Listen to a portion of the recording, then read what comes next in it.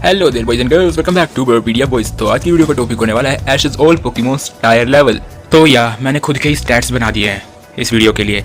तो हम इन स्टैट्स को नंबर्स के बेसिस पे नहीं देखने वाले, इन्हें टायर्स के बेसिस पे देखने वाले हैं। जैसे कि ऐश के चाइज़ार्ड की अटैक पावर किस टायर की है, ड्यूरेबिलिटी किस टायर की है, स्पीड किस टायर की है, पावर अप कर सकता है या नहीं, स्ट्रेटेजी वाइज किसने स्ट्रॉन्ग अपोनेंट को हरा सकता है, और इसे अपनी पावर बढ़ाने के लिए और कितनी क्या करना होगा। और लास्टली टायर का पॉइंट है जो कि ये दिखा देगा कि इसका एवरेज टायर कितना निकलता है। टायर का मतलब पावर लेवल होता है, ये बात समझ लेना। तो अब मैं तुम्हें फिर से ट्रेनर्स और पोकेमॉन्स के टायर्स के बारे में बता देता हूँ, जैसे मैं पहले भी एक बार कर चुका हूँ। तो ये है फ्लैशबैक टाइम। तो इसके लिए मैंने पूरी एनीमे देखी और उससे ऑब्जर्व किया। उसके बाद मैंने नोटिस किया कि कौन से ट्रेनर का टायर सबसे स्ट्रॉन्गेस्ट होता है। तो ये निकले उसके नतीजे, जैसे कि low gym leader level, middle gym leader level, high gym leader level, battle frontier level, conference winner level, elite 4 level, high elite 4 level, champion level और वर्ल्ड चैंपियन लेवल। तो ये 8 डिफरेंट टायर्स हैं और हर अगला टायर पिछले वाले tyre से stronger होता है। और हर टायर के ट्रेनर की मैं तुम्हें पहले एक पावर का नतीजा दिखाता हूँ कि इस टायर के ट्रेनर में कितनी पावर होगी। तो सबसे पहला टायर होता है लो जिम लीडर लेवल। तो इसमें जिम लीडर्स आ जाते हैं, जैसे कि मिस्टी की बहन है जो कि बिल्कुल 9 शिक्षी ट्रेनर से हार जाती है। मतलब कि सोच सकते हो तुम कितना कमजोर टायर है ये। तो नेक्स्ट टायर है मिडिल जिम लीडर लेवल। इसमें जिम लीडर्स आ सकते हैं जैसे कि जिम लीडर कोगा और जोटो से जिम लीडर बक्सी। तो तुम इन दोनों को सोचकर ही पता लगा सकते हो कि कितने स्ट्रॉन्ग ट्रेनर होंगे इसमें। तो नेक्स्ट टायर है हाई जिम लीडर लेवल। और हाई जिम लीडर लेवल का ट्रेनर किसी भी लो जिम लीडर लेवल के ट्रेनर को वन शॉट करने की पावर रखता है। और इस टायर में आ सकते हैं जिम लीडर ब्लेन जितने स्ट्रॉन्ग ट्रेनर्स।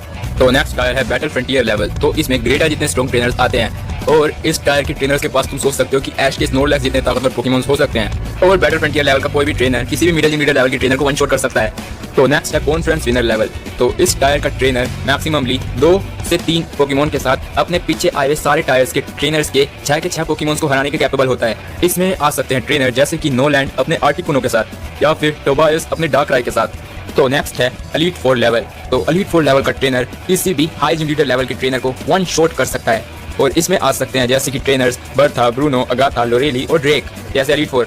तो नेक्स्ट है हाई एलीट 4 लेवल। तो यहाँ से सुपर पावरफुल पोकेमॉन ट्रेनर्स की शुरुआत हो चुकी है। तो इस टायर का ट्रेनर किसी भी बैटल फ्रंटियर लेवल के ट्रेनर को वन शॉट कर सकता है, जैसे कि फ्लिंट ने ऐश के इन्फर्नेट को किया था। तो हाई एलीट 4 में ट्रेनर्स आते हैं जैसे कि फ्लिंट, केटलिन और एलीट 4 मालवा। तो नेक्स्ट है चैंपियन लेवल। तो इस टायर के ट्रेनर्स के पोकेमॉन किसी भी कॉन्फ्रेंस विनर लेवल के पोकेमॉन को वन शॉट कर सकते हैं विदाउट टेकिंग डैमेज। बिना किसी डैमेज को अपने ऊपर इन्फ्लिक्ट किए उसे वन शॉट कर सकते हैं। और एलीट 4 लेवल के पोकेमॉन को भी 2 अटैक्स में नॉकआउट कर सकते हैं। इस टायर में आ जाते हैं सिंथिया, डियांता और स्टीवन जैसे ट्रेनर्स। और लास्ट टायर है वर्ल्ड चैंपियन लेवल। तो इस टायर का ट्रेनर अनबीटेबल होता है, जैसे कि लियोन जो कि पिछले 14 साल से एक भी मुकाबला नहीं हारा। तो इस टायर का ट्रेनर ऑलमोस्ट मान सकते हो कि मैस्कोट लेजेंडरी को अच्छी खासी टक्कर दे सकता है मुकाबले में। और साथ ही किसी भी चैंपियन को मैक्सिममली भी 3 से 4 अटैक में हरा सकता है। फ्लैशबैक से बाहर आ गया। तो चलो इस वीडियो को स्टार्ट करते हैं। मेरे बनाए हुए स्टैट्स और पावर लेवल्स तो मैं तुम्हें पहले ही बता चुका हूँ। तो ऐश के जो भी पोकेमॉन्स बैटल फ्रंटियर लेवल से नीचे के होंगे उन सबको मैं इसमें काउंट नहीं करूँगा। जो भी बैटल फ्रंटियर लेवल से ऊपर के हैं सिर्फ वही काउंट होंगे, क्योंकि कमजोर पोकेमॉन्स को इस वीडियो में नहीं ला रहा मैं। तो चलो ऐश के फर्स्ट पोकेमॉन के साथ स्टार्ट करते हैं। तो सबसे पहले बात करते हैं पिकाचू की अटैक पावर की। तो पिकाचू की अटैक पावर किस टायर की है? तो अगर हम देखें तो पिकाचू की अटैक पावर नॉर्मली एक एलीट 4 लेवल से ज़्यादा की नहीं है। लेकिन अगर पिकाचू जी मूव यूज़ करे तो वो चैंपियन लेवल तक के अटैक परफॉर्म कर सकता है। और जाइगेंटामैक्स भी उसे चैंपियन लेवल तक ही पहुंचाती है। अगर ये मास्टरी कर ले तो शायद वर्ल्ड चैंपियन लेवल तक पहुंच जाए अटैक पावर में। पर without any phenomena normally Pikachu की अटैक पावर एलीट 4 लेवल की है। तो नेक्स्ट है ड्यूरेबिलिटी का पॉइंट। तो ऐश का सबसे ज़्यादा ड्यूरेबल पोकेमॉन है पिकाचू। ऑब्वियसली चैंपियन लेवल तक के अटैक्स खा चुका है और उन्हें काफ़ी अच्छी तरह सर्वाइव भी कर चुका है। पावर अपिंग के लिए ऐश के पिकाचू के पास दो फिनोमिने हैं जिनसे कि इसकी अच्छी खासी पावर बढ़ जाती है। तो नॉर्मली पिकाचू 10,000 वोल्ट का झटका देते हैं, लेकिन अगर पिकाचू जी मूव यूज़ कर ले तो 10 मिलियन वोल्ट्स तक का झटका दे सकता है। सोच सकते हो तुम, सीधा 10,000 गुना पावर बढ़ गई। और लिटरली जाइगेंटामैक्स होने के बाद पिकाचू अनलिमिटेड अमाउंट में इलेक्ट्रिसिटी प्रोड्यूस कर सकता है, यानी कि मैक्स लाइटनिंग। उसका कोई वोल्ट नहीं होगा, वो जितना हो सके मैक्सिमम वोल्ट की होगी। पावर अब तो सबसे अच्छी पिकाचू के पास है, कुछ ज़्यादा ही पावर बढ़ जाती है इसकी फिनोमिना मिलने के बाद। तो नेक्स्ट है स्ट्रैटेजी वाइज कितने स्ट्रॉन्ग अपोनेंट तक को पिकाचू हरा सकता है। तो अगर विदाउट किसी फिनोमिना की बात करूँ ना, तो पिकाचू एक एलीट 4 लेवल से ज़्यादा के पोकेमॉन को बिल्कुल नहीं हरा सकता। तो नेक्स्ट स्टैट है what's important to increase power level. तो पिकाचू का पावर लेवल वैसे ही काफ़ी ज़्यादा हाई है, तो इसको इंक्रीज करने के लिए लिटरली किसी चीज़ की ज़रूरत नहीं है। तो ये स्टैट पिकाचू पे बिल्कुल भी लागू नहीं होता। तो लास्टली जो टायर का पॉइंट है, तो अब देखते हैं एवरेज टोटल निकाल के कि पिकाचू का टायर क्या है। तो पिकाचू का टायर है हाई एलीट 4 लेवल। मैंने जैसा कि कहा था पिकाचू इस टाइम पे फ्लिंट के इन्फर्नेट जितना स्ट्रॉन्ग है। तो नेक्स्ट ऐश का स्ट्रॉन्ग पोकेमॉन है चाइज़ार्ड। तो चाइज़ार्ड की अटैक पावर की बात करें तो इसने कॉन्फ्रेंस विनर लेवल का होकर कॉन्फ्रेंस विनर लेवल के आर्टिकुनो को सिर्फ 3 अटैक में हरा दिया। तो मैं इसके स्पेशल अटैक्स की बात नहीं कर सकता, लेकिन इसके फिजिकल अटैक्स एक एलीट 4 लेवल के हैं। तो अब तुम लोग कहोगे कि मैंने शुरू में कहा था कि एलीट 4 लेवल का trainer high gym leader level के ट्रेनर को वन शॉट कर सकता है, और ऐश का चाइज़ार्ड तो आयरस के ड्रैगनाइट को वन अटैक नॉकआउट नहीं कर पाया था, और आयरस का ड्रैगनाइट तो हाई जिम लीडर लेवल का ही था। तो इसके बारे में एक चीज़ कही जा सकती है कि हम कभी भी कंपेनियन बैटल्स को ओरिजिनल टूर्नामेंट बैटल के साथ कंपेयर नहीं कर सकते। तो ऐश और आयरस ने बैटल की तो वो एक कंपेनियन बैटल थी, फ्रेंडली बैटल, तो उसमें वो फुल पोटेंशियल यूज़ करेंगे इसका कोई चांस नहीं है। लेकिन ऐश का चाइज़ार्ड एक जंगली पोकेमॉन के खिलाफ और एक टूर्नामेंट में जरूर अपनी फुल पोटेंशियल यूज़ करेगा, इसके 100% चांस है। तो अटैक पावर ऐश के पिकाचू जैसी ही है चाइज़ार्ड की, लेकिन ऐश का पिकाचू स्पेशल अटैक्स करता है और ये फिजिकल। तो नेक्स्ट ड्यूरेबिलिटी की बात करें तो ऐश के चाइज़ार्ड ने जो आज तक का स्ट्रॉन्गेस्ट अटैक खाया है वो एक कॉन्फ्रेंस विनर लेवल का था। तो अभी तक ये किसी एलीट 4 चैंपियन से लड़ा नहीं है, तो अभी तक हम इसकी ड्यूरेबिलिटी का ठीक से अंदाजा नहीं लगा सकते।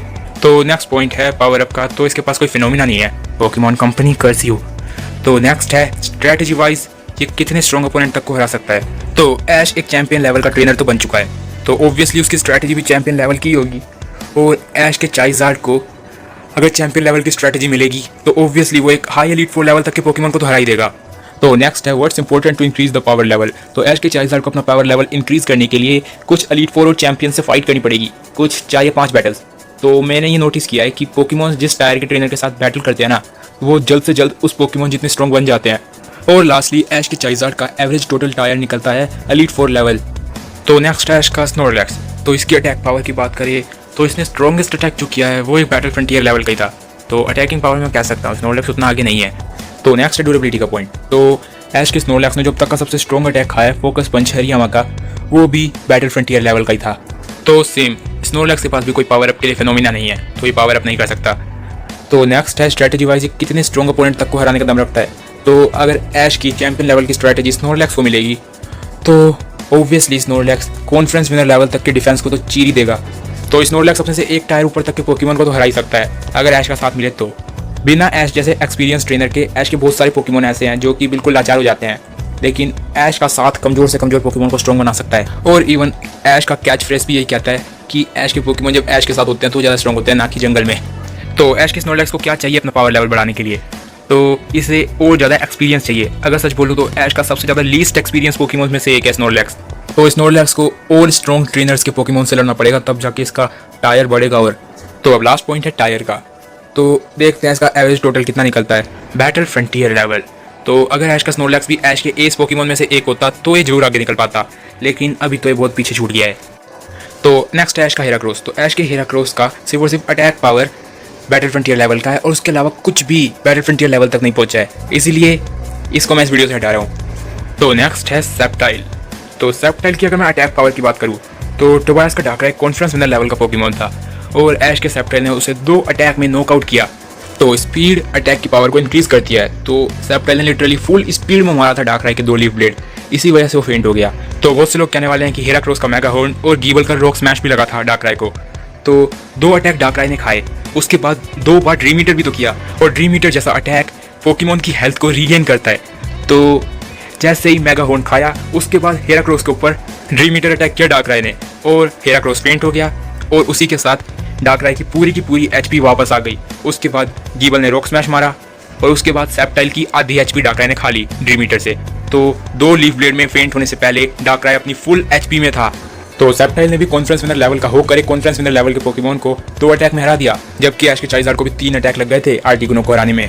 ये भी लिटरली किसी भी एलीट 4 के एस पोकेमॉन से नहीं लड़ा, जिससे कि इसकी अटैक पावर और ज़्यादा बढ़े, इसलिए इसको ज़्यादा एक्सपीरियंस नहीं मिला। लेकिन एफर्ट वैल्यू बढ़ाने से अच्छा इसके पास ओवरग्रो एबिलिटी है, जिससे कि लिटरली इसकी अटैक पावर एलीट 4 लेवल पे पहुंच जाती है।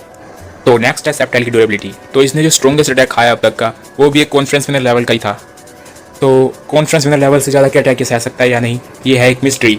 तो नेक्स्ट है पावर अप। तो या ओवरग्रो एबिलिटी के साथ इसके ग्रास टाइप अटैक 1.5 गुना ज़्यादा पावरफुल हो जाते हैं, और इसकी स्पीड तो लिटरली इसकी अटैक की फोर्स को बढ़ा देती है। तो लिटरली इसके पास किसी तरह का तो पावर अप है। तो अगर इसे ऐश की चैंपियन लेवल की स्ट्रेटजी मिलेगी तो ये कितने स्ट्रॉन्ग अपोनेंट तक को हरा सकता है, तो मैं कहना नहीं चाहता, लेकिन ये चैंपियन लेवल तक के पोकेमॉन्स को हरा सकता है सेप्टाइल, क्योंकि इसकी स्पीड से मुकाबले में बहुत तगड़ी पकड़ देगी, क्योंकि ये ऑलमोस्ट हर एक अटैक को डोज कर सकता है। और ऐश एक इस टाइप का ट्रेनर है जो कि मुकाबले में सबसे पहले स्पीड अटैक्स यूज़ करता है, तो सेप्टाइल ऐश के साथ बहुत ज़्यादा कंपैटिबल बनेगा। तो नेक्स्ट स्टैट है क्या इंपॉर्टेंट है सेप्टाइल को अपनी पावर लेवल को और बढ़ाने के लिए। तो मैं कहना चाहूँगा कि सेप्टाइल को अपने ड्यूरेबिलिटी पे ध्यान देना होगा, इससे अपनी ड्यूरेबिलिटी मजबूत बनानी होगी, तब ये ऐश के स्ट्रॉन्गेस्ट पोकेमोन्स में बहुत ऊपर तक आ जाएगा। तो ऐश का सेप्टाइल एक एलीट 4 लेवल का पोकेमोन है। मैंने शायद पिछली बार गलती से कह दिया था कि ये कॉन्फ्रेंस विनर लेवल का है, सॉरी। लेकिन सेप्टाइल एक कंपैटिबल पोकेमोन है, ये अपने स्पेशल अटैक्स और फिजिकल अटैक्स दोनों में बराबर स्ट्रॉन्ग है। तो नेक्स्ट है ऐश का टोटेरा। तो इसकी अटैक पावर की बात करें तो बैटल फ्रंटियर लेवल की है और ड्यूरेबिलिटी भी सेम टायर की है। पावर अप ये कर नहीं सकता। स्ट्रैटेजी वाइज अगर देखा जाए तो कितने स्ट्रॉन्ग ओपोनेंट को हरा सकता है, बैटल फ्रंटियर लेवल तक के कोई हरा सकता है। और इसको पावर अप करने के लिए किस चीज़ की ज़रूरत है, इसे अच्छी स्पीड की ज़रूरत है जो कि इसे नहीं मिल सकती। लास्टली इसका टायर है बैटल फ्रंटियर लेवल। तो नेक्स्ट ऐश का इन्फर्नेप। तो ऐश के इन्फर्नेप की normally attack power battle frontier जितनी है। तो नेक्स्ट ड्यूरेबिलिटी का पॉइंट। तो ऐश के इन्फर्नेप ने जो स्ट्रॉन्गेस्ट अटैक खाया है वो है पोल किल एक्टिवायर का थंडर, जो कि एक कॉन्फ्रेंस विनर लेवल का था। इसने खाया तो एक हाई एलीट 4 लेवल का अटैक भी है फ्लिंट के इन्फर्नेप का मार्क पंच, लेकिन उसे ये सर्वाइव नहीं कर पाया था। लेकिन कॉन्फ्रेंस विनर लेवल तक के अटैक ही सर्वाइव कर सकता है। तो नेक्स्ट है इसका पावर अप। तो ब्लेज एबिलिटी ऑन होते ही इसके फायर टाइप अटैक्स की पावर बढ़ जाती है और ये अटैक पावर में फिर आराम से एलीट 4 लेवल पे पहुंच जाता है। तो मैंने ब्लेज इन्फर्नेप के बारे में भी ये कह दिया था कि ये कॉन्फ्रेंस विनर लेवल का है, तो उसके लिए भी सॉरी, ये भी एलीट 4 लेवल का ही है। तो नेक्स्ट है कि अगर इसे ऐश जैसे चैंपियन ट्रेनर की स्ट्रैटेजी मिलेगी तो ये मुकाबले में कितना अच्छा परफॉर्म कर पाएगा, कितने ज़्यादा हाई टायर के पोकेमोन को हरा पाएगा। तो कहूँ तो ये भी एक हाई एलीट 4 लेवल तक के पोकेमोन को हरा सकता है। शायद अब ये फ्लिंट के इन्फर्नेप को हरा पाए। तो नेक्स्ट है कि इसे किस चीज़ की ज़रूरत है पावर लेवल बढ़ाने के लिए अपना, और तो इसे किसी चीज़ की ज़रूरत नहीं है, इसका पावर लेवल भी अच्छा खासा है। तो लास्टली इसका भी टोटल टायर देखते हैं कि कितना निकलता है इसका average total. Okay, elite 4 level. तो प्रीवियस वीडियो में मैंने कह दिया था कि कॉन्फ्रेंस विनर लेवल का है, उसके लिए सॉरी। तो इन द लास्ट सेप्टाइल, चाइज़ार्ड और इन्फर्नेप तीनों के तीनों एग्जैक्टली सेम पावर लेवल के पोकेमोन है। तो सेप्टाइल सिर्फ और सिर्फ इन्फर्नेप और चाइज़ार्ड से पीछे हो जाता है क्योंकि सेप्टाइल ग्रास टाइप का है। तो इन्फर्नेप और चाइज़ार्ड सेम पावर लेवल शेयर कर रहे हैं, तो इनके लिए भी जल्दी वीडियो आएगी कि इन दोनों में स्ट्रॉन्ग कौन है। तो अभी के लिए चलते हैं नेक्स्ट पोकेमोन पे। तो नेक्स्ट है इसका क्रोकोडाइल। तो इसकी अटैक पावर की बात करें तो अगर अपोनेंट के गार्ड्स डाउन हो तो ये आराम से बैटल फ्रंटियर लेवल तक के अटैक परफॉर्म कर देगा। तो नेक्स्ट है ड्यूरेबिलिटी का पॉइंट। तो ड्यूरेबिलिटी में कहूँ तो क्रोकोडाइल की अच्छी नहीं है क्योंकि ये डोजिंग में ज़्यादा ध्यान देता है। तो इसकी ड्यूरेबिलिटी तो हाई जिम लीडर लेवल की है। तो नेक्स्टली पावर अप की बात करूँ तो इसके पास कोई पावर अप नहीं है, क्योंकि किसी तरह से अपनी पावर अप कर ही नहीं सकता।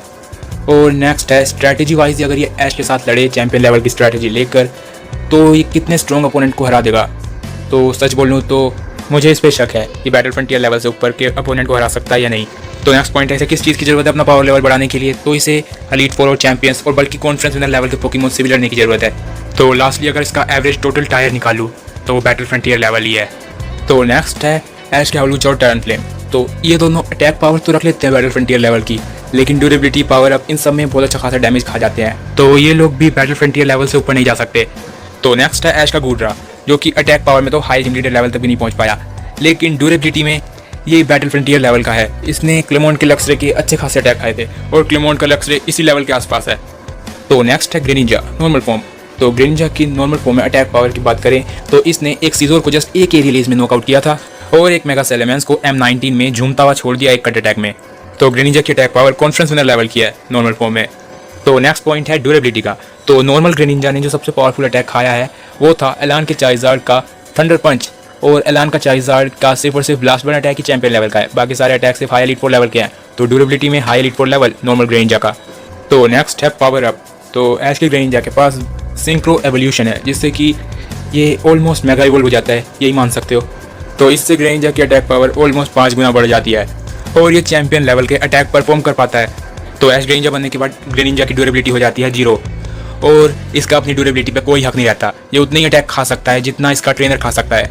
अगर इसका ट्रेनर ब्लास्ट बर्न नहीं खा सकता तो ये भी नहीं खा सकता, इसलिए ये फेंट हो जाता है। तो इसका सीधा सीधा मतलब है कि इसकी ड्यूरेबिलिटी अभी भी हाई एलीट 4 लेवल की है। तो नेक्स्ट है ये पोकेमोन जर्नीज के चैंपियन लेवल के ऐश के साथ कितने स्ट्रॉन्ग ट्रेनर तक को हरा सकता है स्ट्रैटेजी में। तो ये चैंपियंस को हरा सकता है अगर ऐश ठीक से कमांड दे तो और ठीक से यूज़ करे और जल्दी गिर पड़ ना जाए। तो what's more important to increase his power level. तो इसका पावर लेवल और कितना बढ़ाओगे, वैसे ही ओवर पावर है। तो लास्टली इसका टायर निकालते हैं। इसका एवरेज टोटल निकलता है हाई एलीट 4 लेवल। ग्रेनिंजा को बस थोड़े बहुत चैंपियन से लड़ना है, तब ये खुद भी चैंपियन लेवल का हो जाएगा।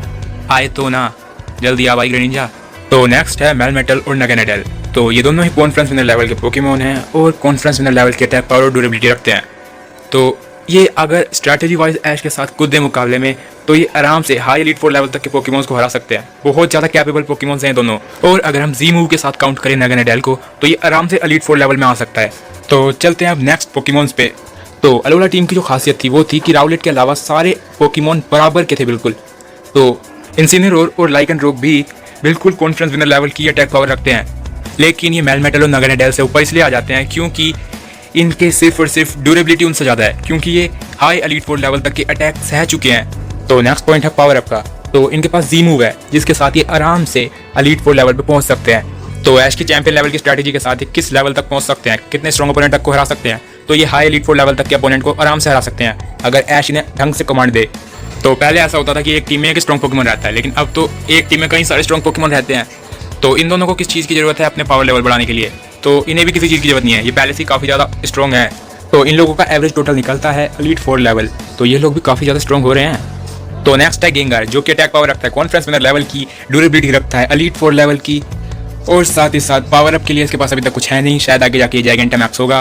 तो ऐश के साथ मिलकर ऐश की स्ट्रैटेजी से ये आराम से किसी भी एलीट 4 लेवल के ट्रेनर को हरा सकता है। ओके, तो इसको पावर लेवल इंक्रीज करने के लिए किस चीज़ की जरूरत है, तो मैं बताऊँ तो इसे किसी भी चीज़ की जरूरत नहीं है, ये अटैक से काफ़ी अच्छी तरह डोज कर लेता है अपने आप को। तो इसका एवरेज टोटल है कॉन्फिडेंस विनर लेवल। तो नेक्स्ट है ड्रैकोविच, जो कि अटैक पावर और ड्यूरेबिलिटी रखता है कॉन्फिडेंस विनर लेवल की। पावर अप ये नहीं कर सकता, स्ट्रैटेजी वाइज ये आराम से किसी भी एलीट 4 लेवल के पोकेमॉन को हरा सकता है ऐश के साथ, तो इसको अपना पावर लेवल बढ़ाने की जरूरत है नहीं। और लास्टली इसका एवरेज टोटल निकाले तो ये भी एक कॉन्फिडेंस विनर लेवल का पोकेमॉन है। तो नेक्स्ट है लुकारियो और ऐश का ड्रैगनाइट। तो इन दोनों ने ही हाई एलीट 4 लेवल के अटैक्स खाए हैं और लुकारियो ने तो इवन इटर्ना बीम भी खा ली। तो नेक्स्ट अटैक पावर के पॉइंट, तो अटैक पावर में दोनों के दोनों ही ऑलमोस्ट एलीट 4 लेवल के हैं और अभी लुकारियो मेगा इवॉल्व होने वाला है और हाइपोथेटिकली मैं ऐसे ही कह सकता हूँ कि इसकी पावर भी 5 गुना बढ़ेगी और ये भी आराम से चैंपियन लेवल अचीव कर लेगा। तो नेक्स्ट है पावर अप का। तो लुकारियो के पास मेगा एवोल्यूशन आने वाला है। स्ट्रैटेजी वाइज ये कितने स्ट्रॉन्ग ट्रेनर्स को हरा सकते हैं, तो ये हाई एलीट 4 को तो हरा चुके हैं और अभी जल्द ही चैंपियंस को भी हराने वाले हैं। तो इन्हें अपना पावर लेवल बढ़ाने के लिए किसी चीज़ की जरूरत है? बिल्कुल नहीं, ये एक चैंपियन के पास ट्रेन हो रहे हैं और किसी चीज़ की क्या जरूरत है इन्हें। तो लास्टली इनका अगर टायर निकाला जाए तो वो निकलता है एलीट 4 लेवल।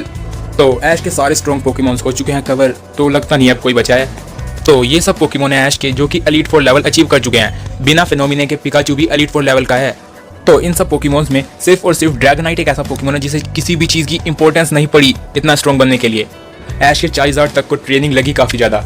तो देख लो इन सबको ध्यान से, ये सब वो पोकेमॉन है जो कि एक दूसरे को आराम से हरा सकते हैं। इनमें से कोई भी एक दूसरे को आराम से हरा सकता है। इस पे अब लड़ना छोड़ दो कि ये स्ट्रॉन्ग है ये स्ट्रॉन्ग है, सारे बराबरी के हैं एलीट 4 लेवल के।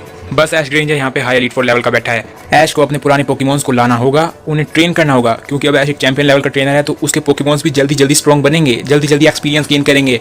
तो अब के टाइम के पोकेमॉन्स लिटरली काफ़ी ज़्यादा ओवर पावर्ड हो रहे हैं। तो ये वीडियो यहीं पर खत्म, मिलेंगे अगली वीडियो में, जब तक के लिए बाय बाय।